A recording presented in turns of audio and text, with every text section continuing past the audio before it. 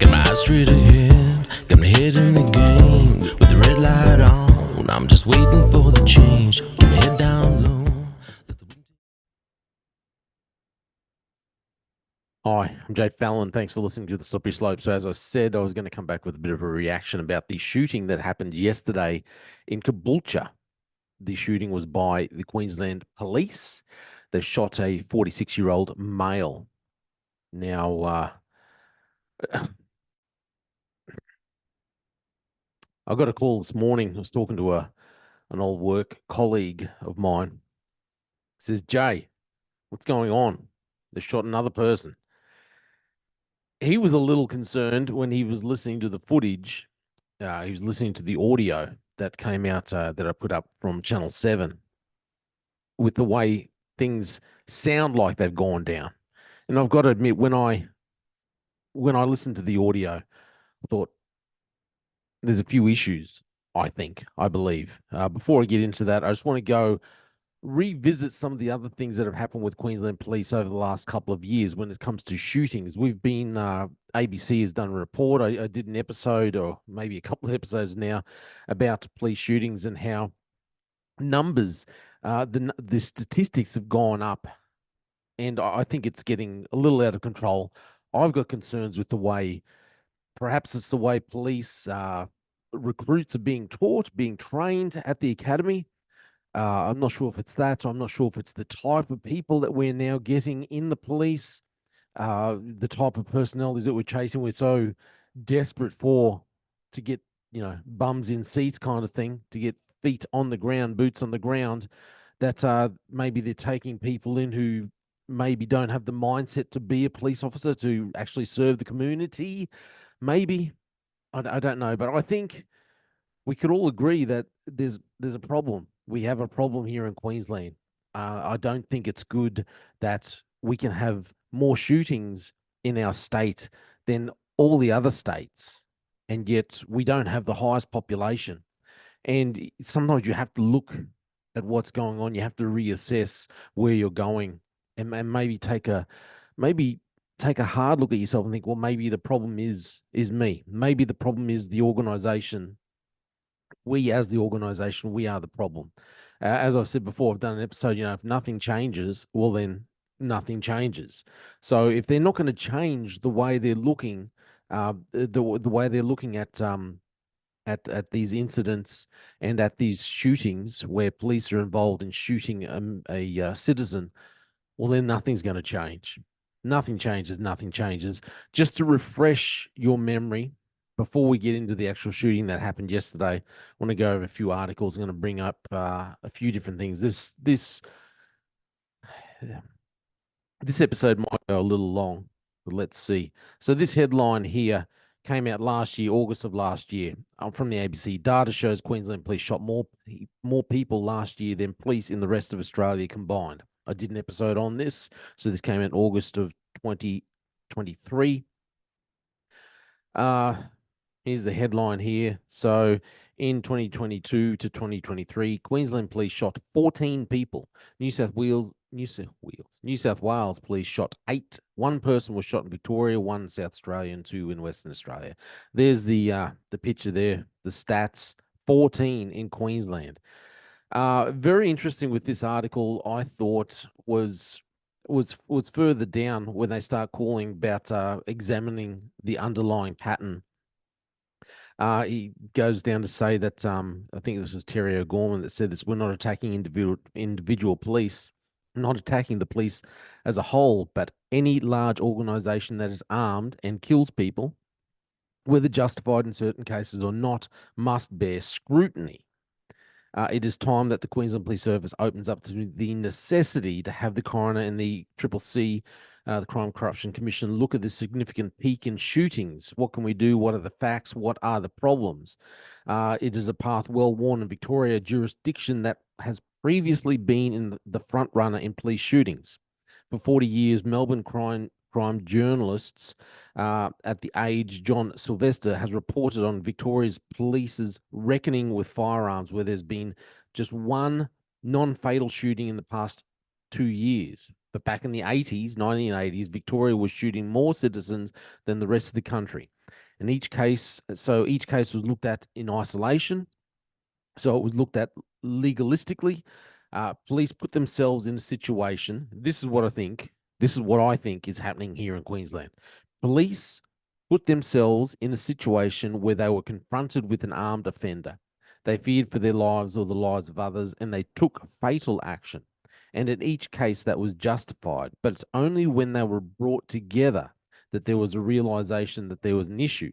The number of shooting deaths was recognized as a threat to public confidence in the police. Now, remember, they just had the survey.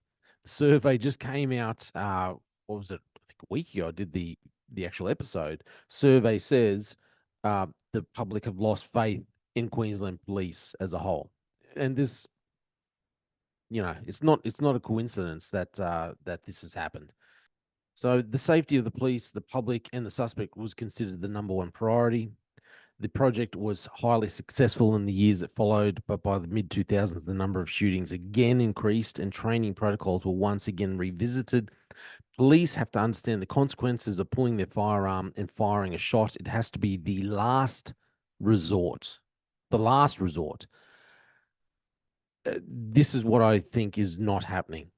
It's not the last resort anymore and I've got suspicions that this is the problem that's happening in Queensland. It's no longer the last resort. They are there to keep the peace, and that's clearly what they want to do. Now, before I go on with any more of that, I just want to show you. Okay, I'll go through what I remember learning in the academy. So I want to bring up a couple of things. This is the situational use of force model that I remember when I was at the academy, talking about it.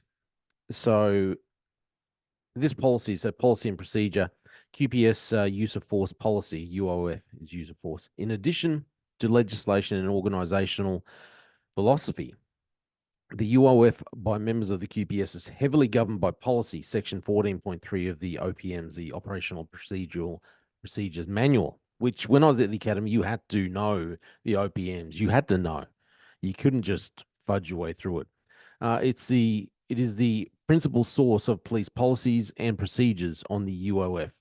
The situational use of force model contained within the OPMs is used to guide police in their use of force options. The model, which is shown below, allows officers to select justified use of force options. For example, presence, open hand contact, tactics, tactical withdrawal, baton, blah, blah, blah. Okay. And all this is used to escalate and de-escalate force to resolve an incident safely, most effectively, and with minimum UOF, use of force. So this is the one I remember seeing when I was at the academy. So see if you can see this diagram here, if you're following along, you've got closed. So let's imagine, okay, you're in this situation and you have an armed offender in a room, pulls out a knife. Obviously, you're not going to use close hand tactics. Your presence, you're already there. So no to close hand tactics, no to open hand tactics, no to cap spray, no to restraining if he's pulled out a knife, no to your taser, conducted energy weapon, situational containment, maybe, baton, no. So what you've got left that I think if someone's pulled out a knife, especially if they're in a room like that, you've got your communication skills, you've got your presence, you've got tactical withdrawal, you've got your firearm, situational containment. This is the issue I just my opinion, this is what I feel like is happening. People are forgetting about de-escalation. They're not being trained possibly to de-escalate. I would suggest that maybe what is happening is you see a knife and you go, knife, knife, knife, drop the knife, drop the knife, police, drop the knife. Your hand straight, knife, knife, knife, hand, your right arm, hand goes to your gun. Number one, you pull it up. Number two, no one's going to Sewell. No one's just, no one's going up. Yep. And number two, get it up. And then number two, and then going straight to the Sewell position. Everyone's just going straight out to three, bang, bang, bang. That's what I think's happening. Instead, you're thinking all at once, wait up. Someone's got a knife. He's pulled a knife. You still want to use your presence. You're already there. Uh, you still want to be able to use communication skills. Knife, knife, drop the knife, drop the knife. Armed police, don't move, drop the knife. You're still assessing the situation. What's he doing? Is he going to rush at you? Is he rushing? Okay, someone's got a knife in his hand. Is he threatening? Is he saying, "Hey, prick, I'm going to kill you"? Is that what he's saying? Probably worse language than that. I'm going to kill you, you dirty dog copper. Or is he just standing there with a knife? Or is he just yelling? Or is he just standing holding a knife? Is he trying? Is he look like he's about to lunge? Is he about to lunge? If you're standing there and you've got the stool position happening, mate, you can shoot anyone within half a split second, from a couple of meters away. It's from stool position any day of the week. Anyway, communication skills, presence, tactical withdrawal, firearm, situational containment. These are the tactics. These are the use of force, uh, parts of the use of force model that I think are still in play once someone brings a knife into the gunfight. A firearm should be used. Okay, you might put your hand on your weapon, you might draw it out one, you might draw it to two. I would be going straight to stool position and still be using my communication skills, still be using situational containment. Can I just contain this in this room? Can I do, most important thing, tactical withdrawal? Am I concerned about the person who's got the knife? Because if I'm not concerned, if all I'm doing is thinking, he's got a knife, and I'm not really considering, am I actually in danger? Is he actually going to look like he's going to lunge at me? Am I actually fearing at that split second, or is just the fact that knife, knife, and now I can justify? I can justify.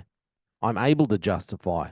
It's not that I am justified, but I can justify. Big difference. So this is the one that I remember seeing at the academy. This is the new situational use of force model. So you got communication skills right here in the middle. I'm not sure if that's actually means that it's a part of. I suppose it does mean it, whether they teach that or not. But rather than tactical withdrawal, they've renamed it to tactical repositioning. But yeah, so you still want to be thinking communication skills. That's still part of my use of force, is to be able to speak, to be able to communicate to the offender. Now, before we go on and with anything else, with actual listen to the audio that happened, I just want to go through and show you how many shootings, or how many times so far that I could find police have actually either shot people or shot at people between June of last year and June of this year. Now, the first one here that I found was at Bray Park, a shooting incident, which funnily enough was June 19, 2023. So exactly a year ago from yesterday's shooting. So police were called to residence, Burkle Court, due to a reported DV incident. Man has sustained gunshot wounds after allegedly being shot. So that was the first one that I found. Second one, fatal police shooting in Burpengary. Man has been shot by police officers attended at Margaret Street address in Burpengary East. It'll be alleged that police were threatened by a 29-year-old man before police discharged their firearms. That was the second one. The third one that I found was in October 26, 2023. It was the man in Logan Central. So preliminary investigations indicate that the man was wanted for a number of serious matters. Police were attempting to arrest him when he struck one of the officers with a hammer and also threatened officers with a screwdriver, resulting in the man being shot. It was the third one. Here in my hometown of Bowen, in December 14 of 2023, a man has been shot by police following a disturbance. So it will be alleged the man entered a motel and returned with a large knife, threatening both the police and ambulance officers before being shot. I always find it a little amusing, I suppose, but it always sounds a little dubious when it says, well, he was threatening, rather than saying police felt threatened, police feared for their life. No, he was threatening. So if you can say that that he was threatening both the police and ambulance officers. I'd love to see the footage of that. Was he just standing there with the knife saying, "Hey, you dog pricks, I'm going to come out there and kill you with my big cane knife." I think it was a big, it was a cane knife actually. Anyway, so that was another one. So what are we up to here? One, two, three, four for Bowen. Um, this one here, very interesting discharge of a police firearm into a stolen vehicle. I'm going to read the actual headline from another one because this tells probably uh, the better. This is probably better. Police officer fires at teenager behind the wheel of allegedly stolen vehicle. So that's what actually happened. So as an officer approached the vehicle, the stolen vehicle allegedly drove dangerously at them. I'm not sure why. Anyway, I won't go into this, but which resulted in the officer presenting and discharging his service firearm at the vehicle. Yeah, so apparently teenagers were in the vehicle and he shot at the car, which, as far as I knew, was a big no-no. A car's coming at you, you don't go just shooting into the vehicle like that. You're not going to stop the car. You're, if anything, where do you know where the bullet's going? I mean, bullet could go straight through and hit some other random person driving around. You can't, or you just injure the person. Their foot goes flat onto the accelerator. Things get a lot worse. You don't shoot into moving vehicles. It's crazy. Anyway, so that's another police shooting incident or firearm incident. This one here in Warree, mate, a very violent offender here. So during the incident, the man allegedly damaged police vehicle, threatened officers with multiple weapons. He's been charged with, I think, 4 counts of rape, 3 counts of assault with intent to commit rape. Anyway, so the police end up shooting him, and it's probably justified that one, to be honest. But anyway, that's another one. And then you had the one here yesterday that I found here. Wow, 1, 2, 3, 4, 5, 6, 7 again this year so far. Oh, you did have another one really early in last year. I didn't put that in, but that was that one in Mariba, and that was the one by Cert, I believe it was, up in Mariba. So there you go. You had another 7 between June and June this year, June 2023 and June this year, to the end of June this year, another 7 shootings that I could find. Now, just want to go in and let's have a listen to the audio again. I'm going to bring it, just take it back, and I'm going to stop it along the way and just give a couple of thoughts or a couple of concerns that I have when I listen to this audio. Yeah.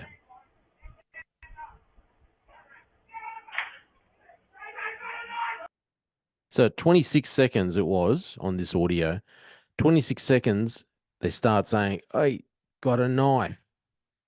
They've seen he's got a knife.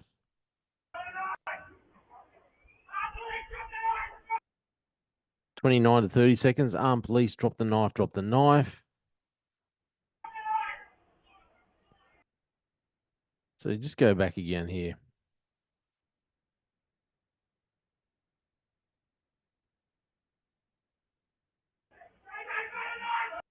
26, started. Hey, it's got a knife. 29 seconds, armed police, drop the knife, drop the knife. He starts on that little spiel. So that's about 3 seconds that have gone by now.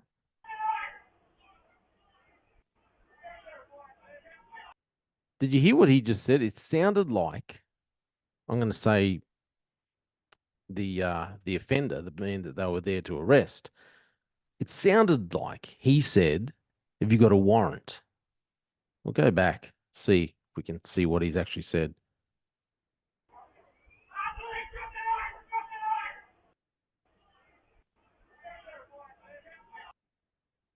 Is that what it sounds like he said? "You guys got a warrant, have you?" This is 34 seconds. So it started, they've seen the knife, they've yelled out, "Got a knife, got a knife." 26 seconds, started yelling that. Now we're at 34 seconds. That's 8 seconds in.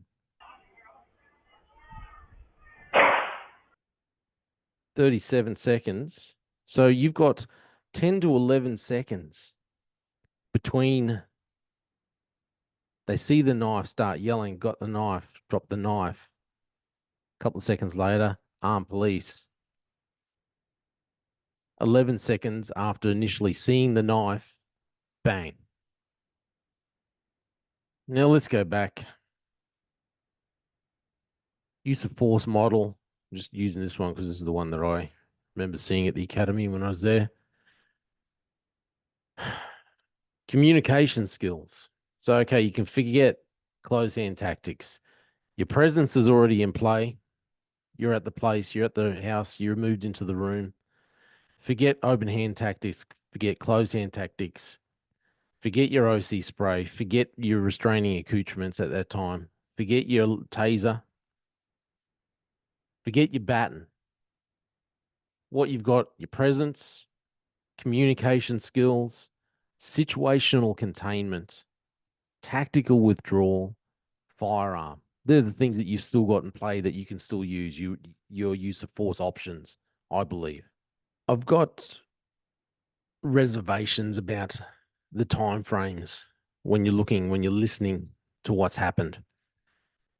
You've got roughly 10 to 11 seconds between the first officer saying, got a knife, there's a knife, notifying everyone that there's a knife in play, and 10 to 11 seconds roughly between that first indication that there's a knife and then someone being shot. There doesn't seem to be a lot of communication going on, not a lot of direction.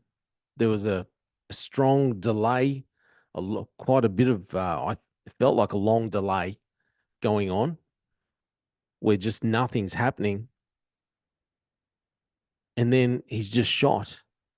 My concern is that police are finding it now that we're employing people who are crumbling under stress, crumbling under the pressure. We're employing people who haven't got communication skills, haven't got the necessary communication skills to de-escalate. Everything is happening and things are just being escalated. Uh, you know, like the situation where the officer shot at the moving vehicle. He escalate to me. He was escalating that situation. The vehicles stopped there. Uh, instead of communicating, instead of thinking, well, we've got other things we can throw out, road spikes or something like that, he's trying to intercept the vehicle on foot. On foot. And then when the teenager gets spooked and then uh, accelerates and drives towards him, is shooting at the moving vehicle. There doesn't seem to be any de-escalation. That's the issue I hear. It sounds like when you're listening to this, it doesn't seem to be a de-escalation of the situation. You can't hear anyone saying tactical withdrawal, back, get back, get out of the room, let's all go. No one's yelling out orders to the other police saying, hey, let's all move back. Let's keep this thing under control. Let's keep this situation controlled. Let's keep him contained into one room. It's just drop the knife.